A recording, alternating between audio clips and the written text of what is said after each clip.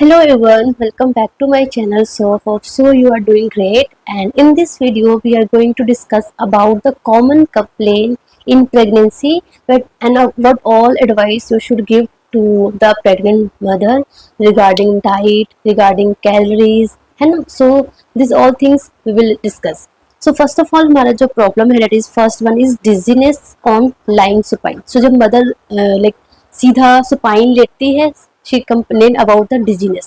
So that term is known as supine hypotension syndrome. So basically क्या होता है जब मदर स्ट्रेट लाई डाउन करती है तो बिकॉज ऑफ दैट यूट्रस क्या करता है इंफीरियर वेना कवा पे कंप्रेस करेगा एंड बिकॉज ऑफ दैट क्या होगा वीनस रिटर्न क्या होगा डिक्रीज होगा एंड वीनस रिटर्न कम होगा तो ऑफ कोर्स कार्डियक आउटपुट कम होगा and because of that mother dizzy feel करेगी. ठीक है. सो इसका मैनेजमेंट क्या है simple lie on left lateral position. So mother को क्या बोलना है हमें कि लेटरल पोजीशन आपको लेना है. So that is the management. Second है कि sometimes mother also complaining about the bleeding gums. So in that case आपको बस ओरल हाइजीन के बारे में आपको मदर को बताना है. And third very important thing is the varicose vein. So varicose vein जो है वो लोअर लिम्ब में हो सकता है, वल्वर में हो सकता है या फिर as form in the form of haemorrhoids के फॉर्म में हो सकता है. सो अगर लोअर लिम्ब में अगर वेरिकोज वेन है तो क्या करना है सिंपल आपको लाइक इतना मेडिकल मैनेजमेंट नहीं है, लाइक हर चीज के लिए मेडिसिन नहीं होगा. आपको सिंपल लाइफस्टाइल मॉडिफिकेशन ही मदर को करना है, जैसे कि avoid standing for long time and like compression stocking लगा सकते हैं. जब वो रेस्ट करे तो लेग को एलिवेट करके रखे एंड लेटरल पोजीशन में उसको लाई डाउन करना है. ठीक है. इन केस ऑफ हेमरॉइड्स क्या करना है of course increase fibre, increase fluid and अगर बहुत पेन हो रहा है तो एलेजेल जो लोकल एनेस्थेटिक जो जेल आता है वो भी लगा सकते हैं. So these are the management for varicose vein. Then coming to leg cramps. तो मदर को ना ड्यूरिंग प्रेगनेंसी लेग क्रैम्पिंग भी होती है because of the accumulation of lactic acid और डिक्रीज मैग्नीशियम की वजह से. एंड बेसिकली जो लेग क्रैम्प्स है वो मोस्ट कॉमन ड्यूरिंग नाइट के टाइम होता है. सो क्या करना है इसका मैनेजमेंट सिंपल कुछ नहीं, massage, hot shower before bed और एंड ड्यूरिंग क्रैम्पिंग क्या करना है कि नीज को एक्सटेंड करना है एंड डॉर्सीफ्लेक्स फुट. तो इससे क्या होगा उनको रिलीफ मिलेगा. ठीक है ना. And improve hydration. ठीक है. देन नेक्स्ट हमारा है कार्पल टनल सिंड्रोम. सो देखो ये जो क्वेश्चन है ना किस फॉर्म में आ सकता है कि this all kind of problem date can occur during pregnancy, जैसे कि सुपाइन हाइपोटेंशन सिंड्रोम हो गया, ब्लीडिंग कम्स हो गया, वेरिकोज वेन हो गया, लेग क्रैम्प्स हो गया. इसमें से कुछ ऐसा होगा जो नहीं होता है तो आपको लगेगा यार ब्लीडिंग कम्स तो नहीं होना चाहिए. तो इसलिए आपको पता होना चाहिए कि क्या क्या कंप्लेन ड्यूरिंग प्रेगनेंसी होती है. ठीक है. नेक्स्ट हमारा है that is carpal tunnel syndrome. So carpal tunnel syndrome क्या होता है, इसमें क्या होता है जो मीडियन नर्व है ना उसमें कंप्रेशन हो जाती है and because of the compression of median nerve क्या होता है मदर को numbness and tingling in the thumb and index finger में क्या होता है नमनेस एंड टिंगलिंग होता है because of the fluid retention की वजह से. बेसिकली है ना फ्लूइड रिटेंशन की वजह से कंप्रेशन होता है, उसकी वजह से मदर को नमनेस एंड टिंगलिंग होता है in the thumb and index finger में. ठीक है ना. सो यहाँ पे क्या करना है सिंपल है रिस्ट स्प्लिंट लगाना. मदर को बोला कि रिस्ट स्प्लिंट के लिए सो दैट कंप्रेशन थोड़ा कम पड़े. ठीक है.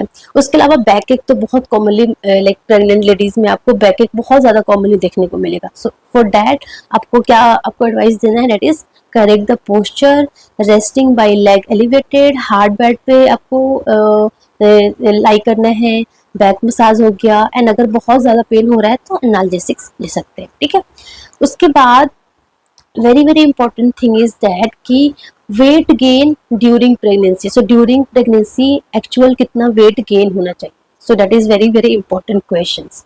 सो कितना वेट गेन होना चाहिए during pregnancy that depends on the BMI कि जो वुमेन है वो थिन है, नॉर्मली BMI है या फिर ओबीज है. क्योंकि जो ओबीज है जो थिन में थोड़ा वेट हमें ज्यादा इंक्रीज करना होगा.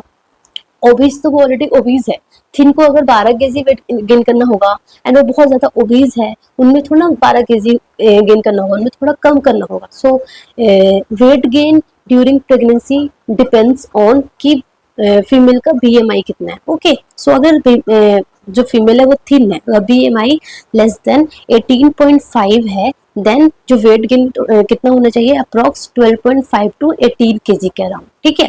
बट अगर BMI नॉर्मल है तो वेट गेन कितना होना चाहिए 11 टू 15 केजी एंड अगर मदर जो है ओबीज है, BMI मोर देन 30 है, देन वेट गेन जो है वो 5 to 9 kg के अराउंड होना चाहिए। ठीक है, उसके बाद ये जो वेट जो गेन होता है ना, इतना जो एक्चुअल वेट गेन हुआ, बट आफ्टर डिलीवरी ये जो वेट है वो लॉस हो जाता है, धीरे धीरे धीरे धीरे लॉस होता है। एक्चुअल नेट गेन बोले तो नेट वेट जो है अप्रोक्सीमेटली 1.52 kg ही गेन होता है, एंड वो कुछ वुमेन तो इसको भी रिकवर कर लेती है। ठीक है ना, so weight loss after delivery immediately 3.4 kg loss हो जाता है, क्योंकि बेबी डिलीवर हो गया एंड धीरे धीरे यूट्रस का साइज भी डिक्रीज होने लग जाता है ना। So immediately 3.4 kg and next 2 week में 4 kg एंड नेक्स्ट 6 मंथ में अराउंड 2.5 kg, एंड धीरे धीरे जो भी वेट गेन हुआ था ना वो धीरे धीरे डिक्रीज हो जाता है। ठीक है ना, then coming to very very important, that is the calorie requirement. So during pregnancy total कितना कैलोरी रिक्वायरमेंट होती है।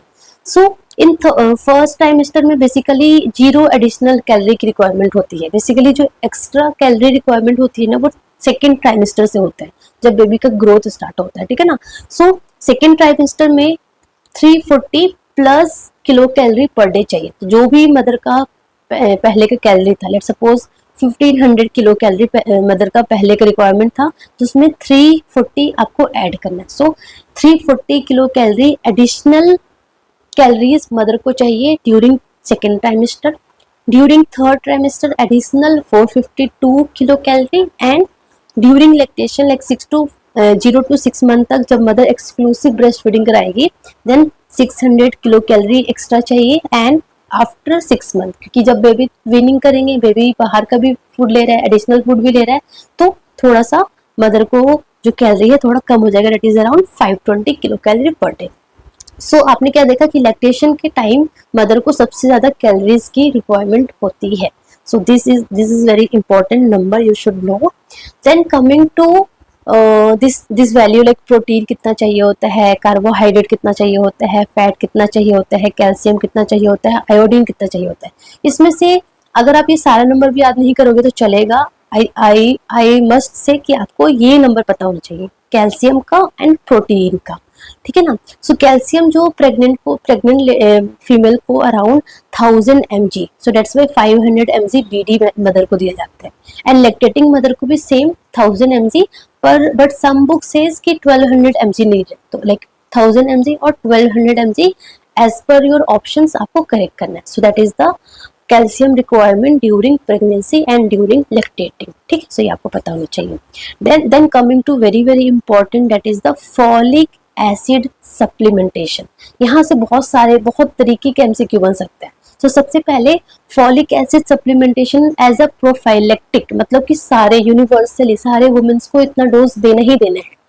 क्यों देना है? To prevent neural tube defect. So first question ये हो गया।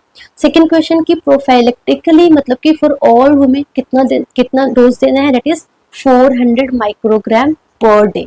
कब से स्टार्ट करना है? Third question, that is 1 month before conception, 1 month before pregnancy, 1 month before conception, and कब तक लेना है? That is 3 month after conception. So 1 मंथ पहले स्टार्ट करना है, 3 मंथ तक लेना है, that is very very important.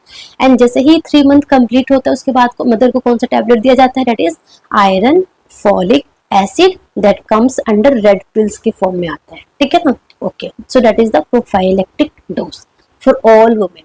But therapeutic मतलब कि अगर मदर को previous history of neural tube defect है, प्रीवियस बेबी जो है वो न्यूरल ट्यूब डिफेक्ट का था, सो यहाँ पे मदर को क्या दिया जाएगा? थेराप्यूटिक दिया जाएगा। सो थेराप्यूटिक में क्या डोज है? That is 4 mg per day. तो कैसे याद करना? 400 microgram and 4 mg, 400 microgram per day prophylactic, 4 mg per day that is therapeutic. ठीक है, स्टार्ट कब से करना है? यहाँ पे स्टार्ट करना है 3 मंथ पहले। So start 3 month before conception, और when she plan for pregnancy की यस मुझे मुझे प्रेगनेंसी करना है, कंसीव करना है, सो उसके तब से वो स्टार्ट कर सकते हैं, या फिर एटलीस्ट 3 मंथ बिफोर तो स्टार्ट करना ही करना है। ठीक है, एंड कब करना है? अगेन सेम 3 मंथ के बाद एंड करना है। So and 3 month in after conception. So and दोनों का सेम है, बट स्टार्ट जो है दोनों को अलग है। इसमें 1 मंथ पहले एंड यहाँ पे 3 मंथ पहले, और when she want to conceive. ठीक है ना, so that is the difference between therapeutic and prophylactic. ठीक है, एंड इन थेराप्यूटिक ऑल्सो जब ये फॉलिक एसिड का डोज कंप्लीट हो जाएगा, डेज कंप्लीट हो जाएगा, देन उसके बाद आयरन फॉलिक एसिड स्टार्ट करना है, that is the red tablet. So ये आपको आयरन फॉलिक एसिड सप्लीमेंटेशन का अच्छे से पता होना चाहिए। प्रोफाइलेक्टिक कब कितना डोज होता है, थेराप्यूटिक का कितना डोज होता है, कब से स्टार्ट करना है, कब तक देना है। So this all thing you should know very well, ठीक है।